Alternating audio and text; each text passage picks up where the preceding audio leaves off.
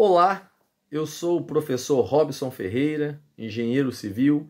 Nós vamos tratar hoje um pouco sobre um tema polêmico, que é o preço das obras públicas, né? Então, toda obra pública, como ela é realizada de forma indireta pela administração pública, ela requer uma licitação, né? Então, toda obra ou serviço de engenharia precisa passar por um procedimento licitatório para escolher a proposta mais vantajosa para a administração pública e a empresa que vai executar, né? Então, nessa licitação, existe a planilha da obra, que foi estabelecida pelo órgão público, a chamada planilha de referência. É a planilha de custos, né, de preços, custos e preços de que a obra vai ser executada e que o órgão público elaborou. Existem regras para o órgão público estabelecer essa planilha.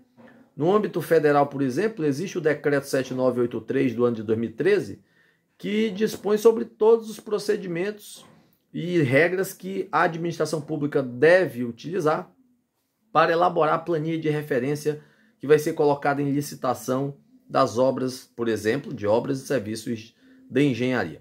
Nesse decreto de 2013, ele estabelece, por exemplo, que o SINAP será usado como referência, como sistema de custos referenciais para as obras que não envolvam infraestrutura ou elementos eletromecânicos industriais, por exemplo, né?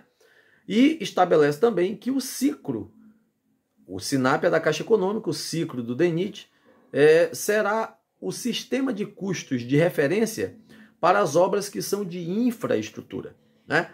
Então, estabelece ainda como é que se vai colocar, qual é a regra para escolher os custos unitários, as composições de custos unitários para estabelecer, elaborar essa planilha. Primeiro, consulta o SINAP, SICRO, não havendo isso, consulta outras tabelas ou sistemas de custos de outros órgãos que têm esses sistemas aprovados. Não havendo isso, você pesquisa, por exemplo, nos sistemas privados, uma TCPO da vida, um sistema SBC, e não encontrando cotação de preço de mercado para estabelecer os custos unitários do serviço. Então tem uma regra para isso, né? Tem todo um procedimento para tal. E aí muito se fala, mas principalmente o meio que não é técnico, os leigos, né? Às vezes essa obra está muito cara, né? Tem um sobrepreço, né? O que seria o sobrepreço? O sobrepreço é quando você tem um preço unitário de alguns serviços dentro da planilha, né, que estão acima dos preços médios de mercado, né? Então aí você teria um item que foi colocado um preço maior do que o preço real de mercado, ou próximo, né, de mercado, porque na verdade o preço de mercado é uma média. Às vezes também muita gente não fala, mas existe o inverso, que é o orçamento subestimado.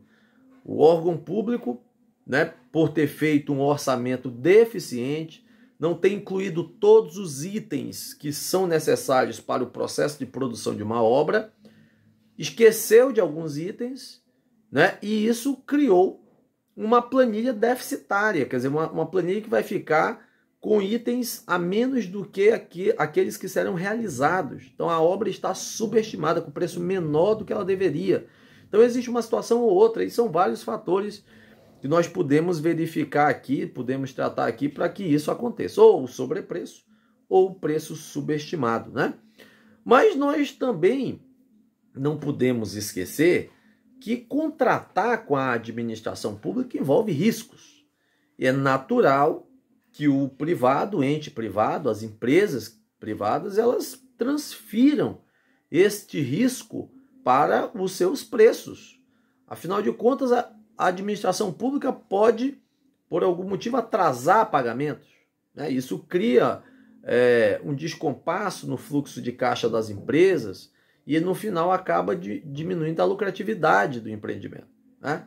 Isso pode ocorrer influências políticas, que é muito comum no meio setorial da administração pública. Isso também pode impactar os resultados da empresa, né? Pode haver uma descontinuidade do contrato. Então, isso também impacta na questão da lucratividade dos empreendimentos públicos.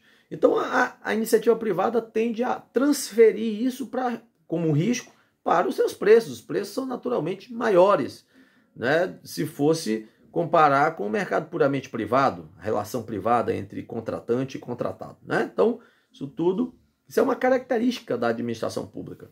Então, o preço das obras públicas, elas vão embutir também essas considerações do risco, né?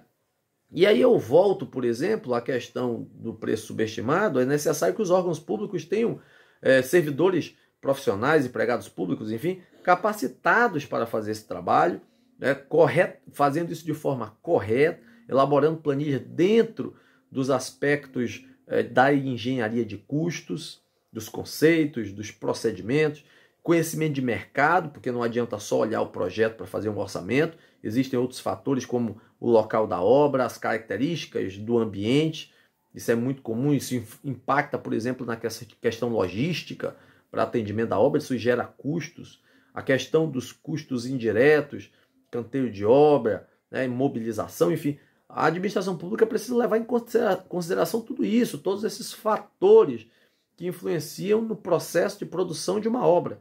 E isso vai repercutir na planilha. Tá? Quando isso não ocorre, a planilha fica subestimada. Então, tem que ter também esse critério, né, esse cuidado na elaboração das planilhas de referência das obras públicas. E, por final, né, falar aqui rapidamente sobre o BDI, que o BDI é o percentual que é aplicado sobre os custos diretos e indiretos da obra, que estão na planilha. O BDI é composto de despesas indiretas, que são elementos diferentes dos custos indiretos. Então, o BDI é composto de despesas indiretas e da bonificação, que é o lucro da empresa, a lucratividade que ela espera, e que naturalmente é aplicado sobre os custos para transformar isso em preço de venda. Uma planilha de orçamento, ela é estabelecida com preços de venda para a administração pública. Por quê? Porque você tem uma empreitada. Quando uma empresa ganha uma obra, num contrato, numa licitação, ela está ganhando por empreitada. Então, é preciso colocar esse BDI sobre os custos para envolver os impostos, a administração central, o custo com a administração central da empresa, né? A despesa, melhor dizendo, com a administração central da empresa, os riscos e o lucro dela, dentre outros fatores, transformando isso em preço de venda. Então, o preço da obra pública ele envolve todas essas nuances, as regras, né, as exigências legais, os aspectos técnicos, os aspectos políticos do processo.